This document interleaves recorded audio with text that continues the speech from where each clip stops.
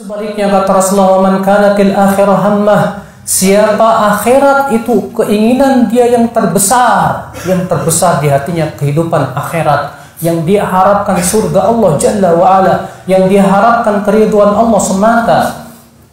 Apa kata Rasulullah?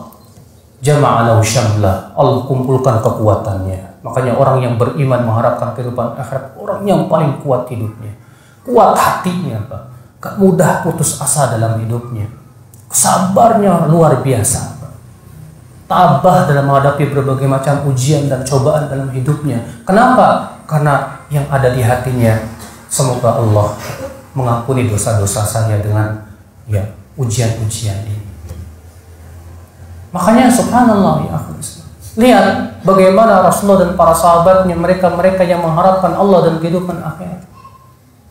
Kekuatan hati mereka luar biasa, tawakal mereka kepada Allah, dengan tawakal mereka kepada Allah Subhanahu wa taala, mereka menjadi orang yang kuat dalam mencari nafkah, kuat dalam berbisnis, tapi juga kuat dalam beribadah kepada Allah Subhanahu wa taala.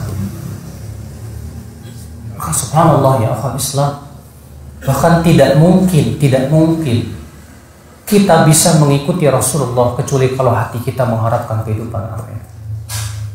Allah berfirman, laqad kana lakum fi Rasulillahi uswatun hasanah liman kana yarjullaha wal yawmal akhir wa dzakarallaha katsiran.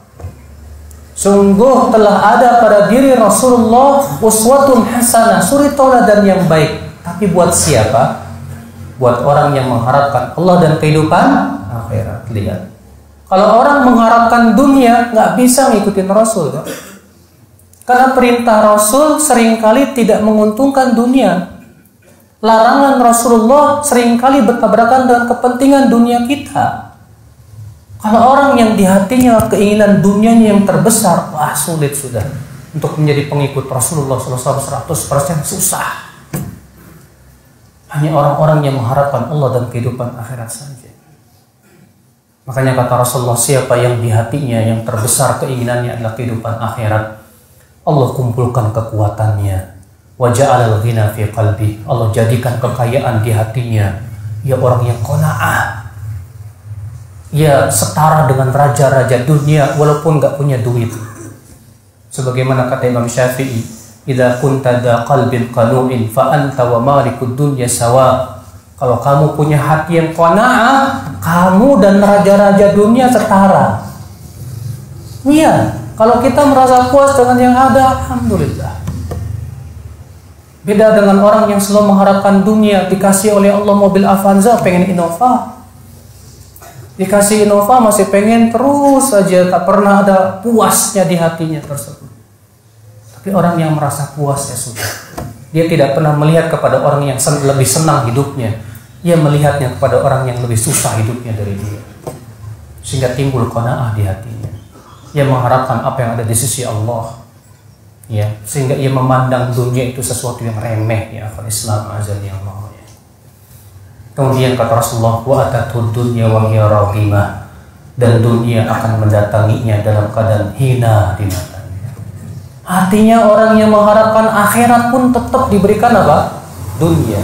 Tapi ketika dunia mendatanginya, ia memandang ini dunia sesuatu yang hina. Sehingga ketika uangnya banyak, tidak disimpan di hatinya, tidak. Ketika uangnya berkurang, tidak pula juga ia membuat sedih. Makanya Imam Ahmad ditanya, mungkinkah orang yang punya kekayaan 1000 dinar bisa menjadi zuhud?